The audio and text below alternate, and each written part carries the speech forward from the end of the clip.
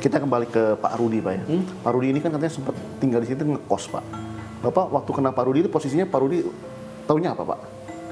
Memang di daerah situ Pak, Katapang. Sebelum kerja ini saya pernah ngobrol ya di daerah Katapang. Jadi bukan tinggal di sini, dia memang di Bandung. Kerja di Bandung. Di Bandung dan bahasa Sundanya juga udah lancar. Kalau mungkin waktu saat itu, ya saya juga nggak mungkin lah orang nggak kenal ya. Ya maksudnya saya tuh kenalnya nggak lama Pak, karena sering belanja ke tempat kerja saya. Ya saya merasa yakin ya memang dia tukang gitu. Akhirnya lah kerjasama gitu Pak. Saya perlu jasa sama dia. Ini kan kasus ramai nih Pak, Vina dan Eki ini, di mana Peggy sendiri diduga ada di dalamnya, terlibat di dalamnya. Bapak menanggapi kasus ini seperti apa Pak? Ya kalau menurut saya sih biar cepat selesai lah Pak ya. Ini kan menyangkut banyak ya. Ya saya sendiri juga merasa terganggu juga jujur ya. Karena kalau saya sih pasti mungkin dipanggil untuk bersaksi kali ya Pak ya. Karena memang BAP, saya pernah di BAP juga gitu. Ya saya sih berharap biar cepat selesai lah semua ya. Ini kan maksudnya udah beritanya udah nasional gitu. Jadi saya berharap ya kalau memang Peggy tidak bersalah ya bebaskan lah gitu. Tapi kalau memang dia bersalah ya konsekuensinya Hukuman. Gitu. Waktu kasus ini ramai nih Pak, kan Bapak katakan tadi ada polisi datang. Bapak ada kekhawatiran nggak Bapak? Wah jangan-jangan saya terlibat nih. Ya awalnya kaget Pak, jujur aja, karena kan saya nggak pernah berurusan sama kepolisian. Jadi begitu tim malam ya pertama datang tuh ada kurang lebih 4 orang ya datang. Kaget saya Pak jujur aja, ada apa gitu. Tapi setelah dijelasin cerita-cerita yang masalah memperlihatkan Peggy ini, ya tim dari penyidik terutama ya memperlihatkan foto Peggy ya memang pernah kerja di saya waktu ngebangun itu gitu. Ya Ingat-ingat kembali semuanya Pak. iya teringat. Ya saya sih kalau was-was pasti ya, karena pasti saya kan mungkin tapi mudah-mudahan enggak lah ya. Saya nanti ke depan pasti dipanggil nih, ya untuk bersaksi mungkin, tapi syukur enggak lah ya. Gitu. Karena saya juga kerja Pak, gitu waktunya takutnya bentrok gitu. Bapak ada keinginan untuk menghubungi LPSK mungkin Pak untuk minta perlindungan Pak?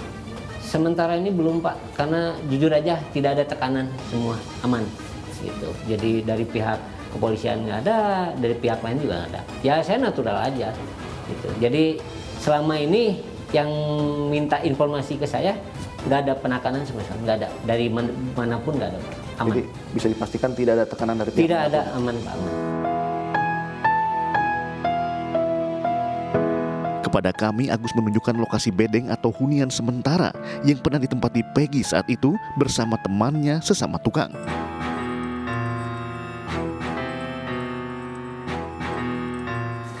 Nah ini dulu tuh ya kurang lebih di sini Pak. Ini bedeng ya atau tempat Tidur lah. Pak Rudi dan Peggy dan Ya maksudnya teman-temannya yang kerja lah Pak. kerja di sini, tidur sini Pak ya. Ini Dulu ukurannya segini pada dulu Pak? Enggak, ini mah kan gazebo ya. Kalau dulu mah kita bikin, jadi gini, sebelum mereka kerja juga sudah ada tempat, kalau Sunda bilangnya saung ya, Saungnya. gitu. Udah ada, karena kalau itu kan dulu cuma 1-2 orang, karena itu 8 orang yang kerja, akhirnya mereka ya saya siapin bahan, mereka bikin diperlebar, tapi kurang lebih ya lokasinya di sini. Jadi Pak di tempat ini, di gubuk atau bedeng ini Pak ya, Pak Rudi beraktivitas istirahat sehari-hari dengan Peggy dan teman-temannya Pak? Pasti di sini. Untuk istirahat. Mereka mungkin ya istirahat atau mungkin sore ya, intinya sore sama jam-jam istirahat ya kemungkinan mungkin di sini. Kalau siang kan saya nggak tahu, tapi saya sih mungkin di sini nggak mungkin di kemana-mana ya? Pak. Karena Bapak pun koordinasi terkait bahan bangunan yang mau dibeli. Betul. Itu sore-sore Pak ya? Dan bertemu dengan mereka Pak ya? Iya, sore.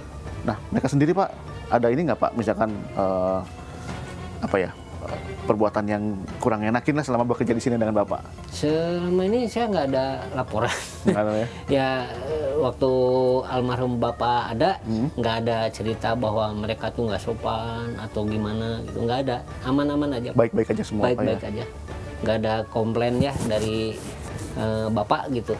Pekerjaan pun berjalan dengan baik, Pak? Baik, selama ini baik Pak, kalau pekerjaan. Jadi nggak ada, mereka tuh nggak bertingkah lah Pak, gitu.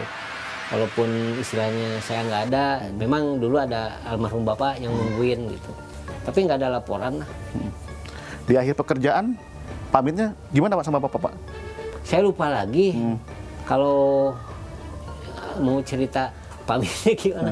Saya lupa lagi. Tapi yang pasti sih 4 orang itulah terakhir. 4 orang, yaitu Rudi, Peggy, Ibnu, Robi. Dan Itu selesai terakhir pekerjaan, sampai selesai mereka pulang? Pulang. Ya maksudnya udah ninggalin area sini lah. Dan nggak balik lagi Pak, misalkan ada komplain, kekurangan apa? Oh gitu? enggak ada. Enggak, maksudnya saya komplain ke dia ini ada enggak. Udah lepas aja gitu Pak. Dari ya kurang lebih Desember atau November itulah. Dan tidak meninggalkan pekerjaan lain Pak ya? Enggak ada, aman. Ya pemirsa, Senin lalu sidang pra-peradilan Peggy Setiawan ditunda. Pertanyaannya, bagaimana nasib Peggy Setiawan usai penundaan pra-peradilan tersebut? Kita akan bahas lebih dalam malam hari ini bersama dengan para narasumber yang sudah hadir bersama kami.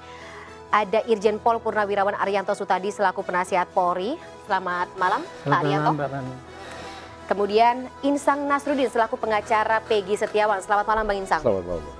Dan lewat sambungan Zoom kami juga sudah terhubung bersama dengan orang tua atau ibu kandung dari Peggy Setiawan, Kartini. Selamat malam, Ibu. Selamat malam, Bu. Assalamualaikum warahmatullahi wabarakatuh. Terima kasih Ibu telah meluangkan waktu bergabung bersama kami malam hari ini. Bu Kartini, saya langsung ke Ibu saja ya Bu ya. Kondisi Ibu, kabar Ibu saat ini baik-baik saja? Alhamdulillah baik. Alhamdulillah baik. Bu Kartini sudah mendengar ya Bu ya, sidang dari putra kandung Ibu Peggy Setiawan ditunda. Tapi sebelum saya masuk ke topik tersebut, Ibu apakah sudah pernah bertemu atau diizinkan bertemu dengan putra kandung Ibu dari awal Peggy ditangkap sampai dengan saat ini? Sudah. Tidak sama sekali, Bu? Sudah. Sudah sekali ya? Sekali, 2 kali? Dua kali. Oke. Apa saja yang disampaikan oleh Peggy kepada Ibu? Peggy cuma minta doa supaya Peggy cepat bebas. Dan Peggy juga tidak melakukan kejahatan itu. Jadi kepada Ibu, Peggy mengaku tidak sama sekali terlibat dalam kasus pembunuhan Vina dan Eki? Tidak. Oke, baik. Bu Kartini, saya juga harus menanyakan lebih lanjut. Ibu kenal dengan teman-teman Peggy selama ini, Peggy bergaul sama siapa, kenal ya? Kurang tahu. Kalau kegiatan Peggy sehari-hari, Ibu juga tahu? Ya Peggy cuma bekerja dan bekerja aja. Bekerja saja, tidak terlibat dalam kegiatan geng motor? Tidak. Kita juga sudah dengarkan tadi terkait dengan bagaimana keterangan dari Agus lebih tepatnya ya Bu ya. Ketika Agus mengatakan Peggy berada di Bandung pada saat kejadian pembunuhan Vina dan juga Eki berlangsung di tahun 2016. Ibu tahu Peggy betul-betul di Bandung? Iya. Gimana Ibu tahunya? Berhubungan sama Peggy atau telepon sama Peggy saat itu? Ya Peggy sering telepon waktu di Bandung. Oh, selama telepon itu Peggy cerita apa saja Bu? Ya biasa cerita gimana kabarnya, mah baik aja, apa baik apa enggak, adik-adik sehat enggak, gitu aja. Tapi Ibu yakin Peggy benar-benar ada di Bandung, tidak ke Cirebon atau bagaimana? Yakin saya Peggy ada di Bandung. Oke. Bu Kartini, kalau misalnya waktu Peggy ke Bandung minta izin sama Ibu, itu kerja sebagai apa, ikut sama siapa, mau tinggal dengan siapa gitu Bu? Ya, waktu itu izin mau kerja sama bapaknya, ikut sama bapaknya gitu. Oke, nggak ada kecurigaan Ibu Peggy terlibat dalam kegiatan yang mungkin berbahaya, bergaul bersama orang-orang yang memberikan pengaruh buruk? Tidak. Nggak ada sama sekali. Oke, Ibu mungkin terakhir Bu ya. Bukan terakhir gimana ya, Ibu kalau misalnya melihat bagaimana sidang pra-peradilan yang saat ini ditunda Bu, dan saya juga tahu Ibu juga mengatakan kepada rekan-rekan media bahwa Ibu kecewa dengan ditundanya sidang pra-peradilan kemarin, tapi mungkin secara dalam Ibu bisa bercerita kepada kami, Ibu ketika saat itu mendengar sidang pra-peradilan ditunda, Polda Jawa Barat tidak ada yang datang, tidak memenuhi panggilan dari persidangan, bagaimana Bu? Ya saya sangat kecewa karena sidang itu yang ditunggu-tunggu untuk membebaskan Peggy karena Peggy tidak bersalah. Oke, kecewa ya Bu ya. Ada yang ingin Ibu sampaikan Betul. kepada teman-teman atau kepada para penyidik di polisi? Ya saya sih hanya minta keadilan buat anak saya karena anak saya tidak bersalah. Tolong bebaskan anak saya karena anak saya tidak melakukan kejahatan itu. Bu Kartini, sekali lagi Ibu yakin Peggy Setiawan tidak terlibat dalam kasus pembunuhan Vina dan Eki? Yakin sekali. Baik, baik. Ibu tetap bersama kami ya. Saya akan beralih kepada bapak-bapak yang juga sudah bergabung bersama kami di studio malam hari ini. Bang Insang dan juga Pak Rianto Sutadi. Saya ke Bang Insang dulu mungkin ya. Tapi mungkin jawaban Bang Insang akan lebih kita dalami di segmen berikut Bang Insang tentu saja. Karena kita tahu Bang Insang kemarin sempat cukup keras, cukup vokal. Kecewa ketika teman-teman dari Polda Jawa Barat, para penyidik dari Polda Jawa Barat yang bertugas dalam kasus ini tidak datang dalam sidang perdana pra-peradilan. Tahan dulu ya Bang Insang, Pak Rianto dan juga Bu Kartini, kita jeda sesaat pemirsa. The Prime Show akan segera kembali sesaat lagi.